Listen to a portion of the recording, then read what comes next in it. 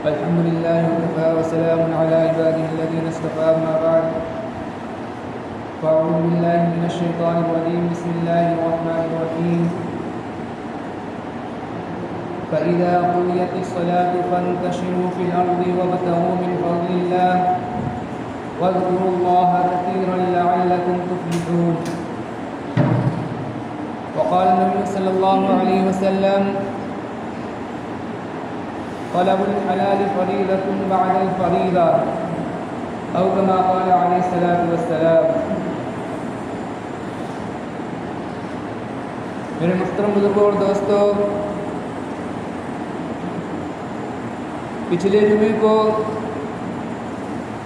اسلام کی جو بنیادی باتیں ہیں ان کے بارے میں بیان کیا گیا کہ اسلام کی بنیادی باتیں کون کون سی ہیں. اسلام کی بنیادی باتیں 5 ہیں: توحید، نماز، روزہ، زکوٰۃ، حج. آج انشاءاللہ اس جمعے کو رزق حلال کی فضیلت اور حلال طریقے پر رزق حاصل کرنا اور کمانا، قرآن اور حدیث کے اندر اس کی کیا فضیلت آئی ہے اس کو بیان کیا جائے گا، اور حرام طریقے پر رزق حاصل کرنا، کمانا، اس کی نحوست کیا ہے، انشاءاللہ اس کو بیان کیا جائے گا. دعا کریں کہ اللہ رب العزت صحیح بات کہنے کی اور ہم سب کو کہنے سننے سے زیادہ عمل کرنے کی توفیق عطا فرمائے. اللہ کے نبی صلی اللہ علیہ وسلم نے ارشاد فرمایا: طلب الحلال فریضۃ بعد الفریضہ. رزق حلال کا حاصل کرنا یہ اسلام کی بنیادی فرائض کے بعد ایک دوسرے درجے کا فریضہ ہے. اسلام کی بنیادی فرائض کیا ہیں؟ نماز ہے، روزہ ہے، زکوٰۃ ہے، حج ہے. اسلام کی ان بنیادی فرائض کے بعد دوسرے درجے کا فریضہ ہے رزق حلال کا حاصل کرنا. اللہ کے نبی صلی اللہ علیہ وسلم نے جو ارشاد فرمایا طلب الحلال فریضۃ بعد الفریضہ، یہ حدیث دیکھنے میں تو بہت چھوٹی ہے لیکن اپنے اندر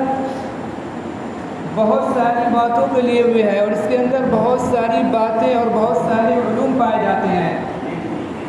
سب سے پہلی بات جو اس حدیث کے اندر پائی جاتی ہے کہ اللہ کے نبی صلی اللہ علیہ وسلم نے ارشاد فرمایا طلب الحلال فریضۃ بعد الفریضہ، کہ رزق حلال کا حاصل کرنا یہ دین کی بنیادی فرائض کے بعد دوسرے درجے کا فریضہ ہے. یعنی حلال طریقے پر رزق حاصل کرنا یہ بھی دین ہے اور یہ دین کا ایک حصہ ہے. یہ دین سے خارج اور دین سے باہر کی چیز نہیں ہے بلکہ یہ بھی ایک دین کا حصہ ہے. اللہ تعالیٰ نے جتنے بھی انبیاء علیہ السلام کو اس دنیا کے اندر بھیجا، تمام کے تمام انبیاء علیہ السلام نے رزق حلال کے لیے کوئی نہ کوئی حلال ذریعہ اپنایا، کوئی نہ کوئی حلال طریقہ انبیاء علیہ السلام نے اپنایا. حضرت داؤد علیہ السلام کے بارے میں آتا ہے کہ اللہ تعالیٰ نے ان کو حکومت سلطنت سے بھی نوازا تھا اور ان کو رسالت اور نبوت سے بھی سرفراز فرمایا تھا، لیکن پھر بھی حضرت داؤد علیہ السلام اپنے ہاتھ کی کمائی سے کھاتے تھے، اپنے ہاتھ سے وہ زرے بناتے تھے اور وہ جنگ کا لباس، لوہے کا لباس بناتے تھے جو جنگ کے میدان میں دشمنوں کے حملے سے حفاظت کے وقت پہنا جاتا تھا. حضرت داؤد علیہ السلام اللہ تعالیٰ کے اتنے جلیل القدر نبی اور رسول ہیں، اللہ تعالیٰ نے ان کو حکومت اور سلطنت سے بھی نوازا تھا، لیکن اس کے باوجود وہ اپنے ہاتھ کی کمائی سے جو کماتے تھے اس سے اپنے گھر کا خرچہ چلاتے. خود اللہ تعالیٰ نے قرآن کے اندر بیان فرمایا وَأَلَنَّا لَهُ الْحَدِيدَ، کہ ہم نے حضرت داؤد علیہ السلام کے لیے لوہے کو نرم بنا دیا تھا. حضرت داؤد علیہ السلام لوہے کو جس طرح چاہتے تھے موڑتے تھے اور جس طرح چاہتے تھے موڑ کر اس سے وہ زرہ بناتے تھے. اللہ تعالیٰ نے حضرت داؤد علیہ السلام کے لیے لوہے کو نرم کر دیا تھا، جس کی وجہ سے حضرت داؤد داؤد علیہ السلام آسانی کے ساتھ لوہے کی زیریں بناتے تھے اور ان کو فروخت کر کے وہ اپنے گھر کا خرچہ چلاتے تھے، حالانکہ اللہ تعالیٰ نے ان کو حکومت اور سلطنت سے بھی نوازا تھا۔ اسی طرح حضرت موسیٰ علیہ السلام کے بارے میں آتا ہے کہ حضرت موسیٰ علیہ السلام نے 8 سال یا 10 سال تک بکریاں چلائیں، اور خود ہمارے نبی حضرت محمد صلی اللہ علیہ وسلم کے بارے میں آتا ہے کہ آپ صلی اللہ علیہ وسلم نے اجرت پر بکریاں چرائی ہیں، اور آپ صلی اللہ علیہ وسلم نے تجارت کے لیے ملک شام کا سفر کیا، آپ صلی اللہ علیہ وسلم نے تجارت کی۔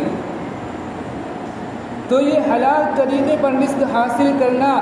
یہ انبیاء علیہ السلام کا بھی طریقہ رہا ہے، اور انبیاء علیہ السلام نے بھی کوئی نہ کوئی حلال طریقہ اور حلال ذریعہ رزق حاصل کرنے کے لیے انہوں نے بھی اپنایا ہے۔ اللہ تعالیٰ نے بندوں کے اوپر کئی طرح کے حقوق رکھے ہیں۔ ایک تو وہ حقوق وہ ہیں جو بندوں پر اللہ تعالیٰ کے حقوق ہیں، اور ایک حقوق وہ ہیں جو بندوں پر خود اس کی ذات سے تعلق رکھتے ہیں، اور کچھ حقوق انسانوں پر بندوں پر وہ حقوق ہیں جو بندوں پر انسانوں پر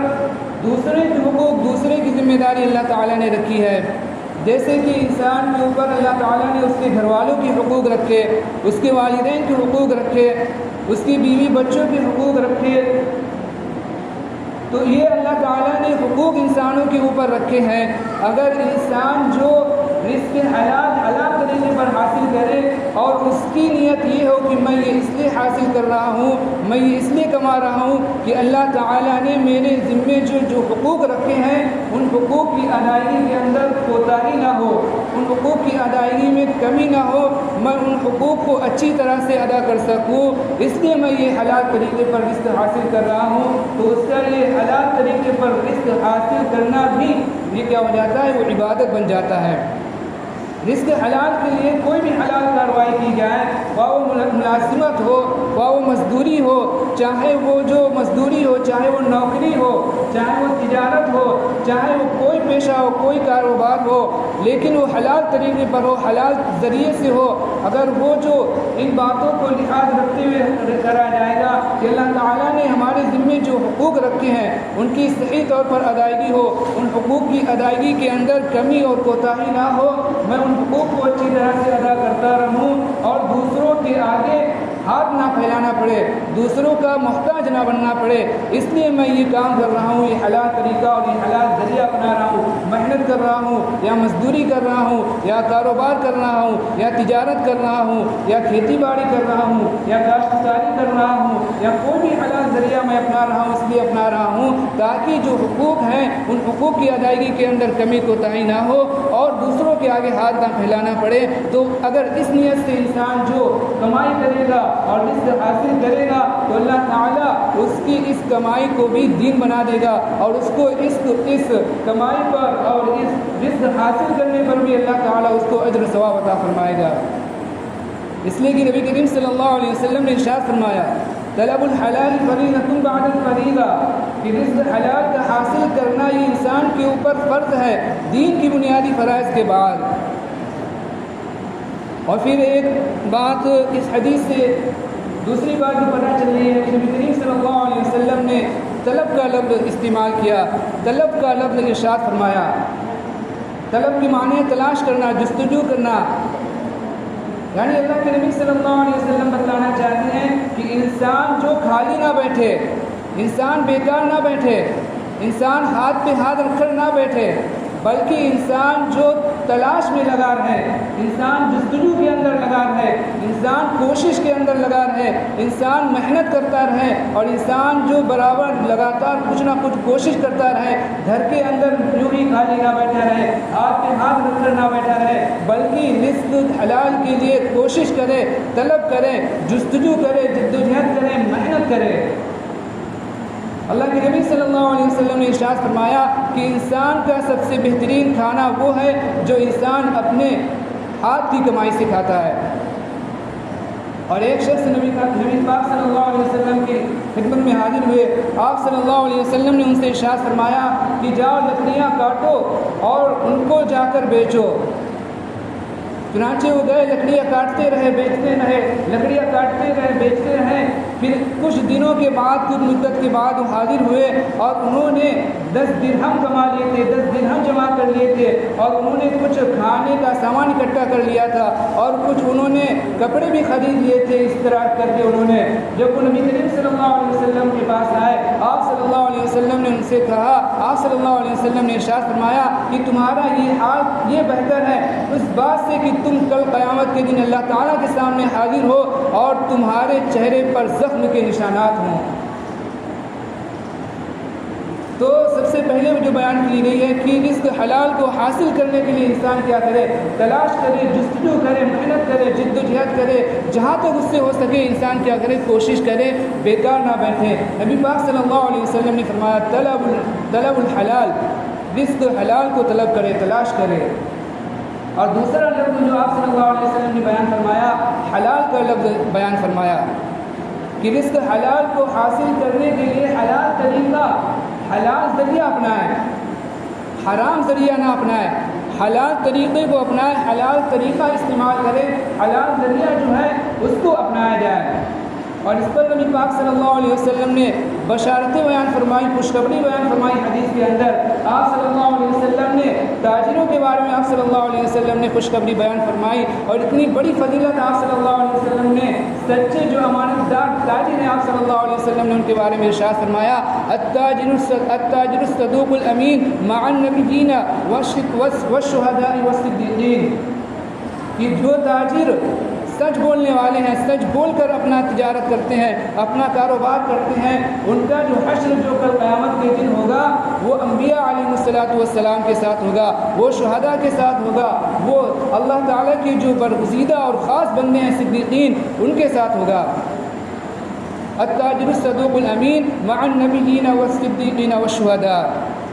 کہ جو تاجر اپنی تجارت کے اندر سچ بولنے والے ہیں ان کا حشر جو اتنے بڑے بڑے لوگوں کے ساتھ ہوگا کہ انبیاء علیہ الصلوۃ والسلام کے ساتھ ان کا حشر ہوگا، اور جو صدیقین ہیں ان کے ساتھ ان کا حشر ہوگا، اور جو شہداء ہیں جن کا خون زمین پر گرنے سے پہلے اللہ تعالیٰ ان کی مغفرت فرما دیتے ہیں ان کے ساتھ ان کا حشر ہوگا۔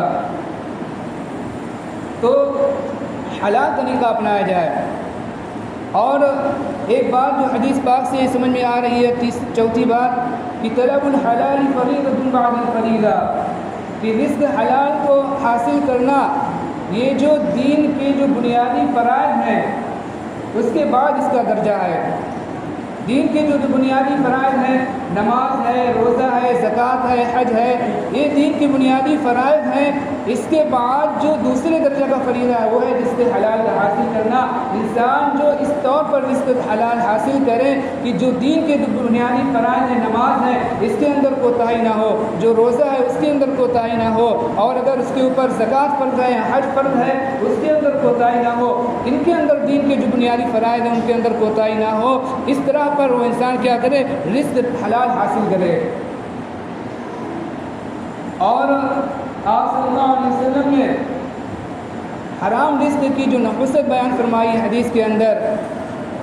یہ حدیث پاک کے اندر اللہ تعالیٰ کے نبی صلی اللہ علیہ وسلم نے بیان فرمایا کہ جو بندہ حرام طریقے پر رزق حاصل کرتا ہے تو اللہ تعالیٰ اس کی دعا بھی قبول نہیں فرماتے۔ چنانچہ حدیث پاک کے اندر آتا ہے کہ ایک شخص جو دور دراز کا سفر کرتا ہے، لمبا سفر کرتا ہے، جس کی وجہ سے اس کے جو بال پر آگندہ ہو جاتے ہیں اور اس کا جسم میلا ہو جاتا ہے، اس کے کپڑے جو گرد آلود، غبار آلود اور میلے ہو جاتے ہیں، پھر وہ شخص جو اللہ تعالیٰ کے سامنے ہاتھ اٹھا کر دعا مانگتا ہے، یا رب کہتا ہے، لیکن اس کا کھانا حرام، اس کا پینا حرام، اس کا جو لباس حرام ہے اور اس کا جو جسم ہے وہ حرام غذا سے پرورش کیا گیا ہے، تو ایسے وقت میں اللہ تعالیٰ اس کی دعا کیسے قبول فرمائیں گے؟ تو اللہ تعالیٰ کے نبی صلی اللہ علیہ وسلم نے اتنی سخت جو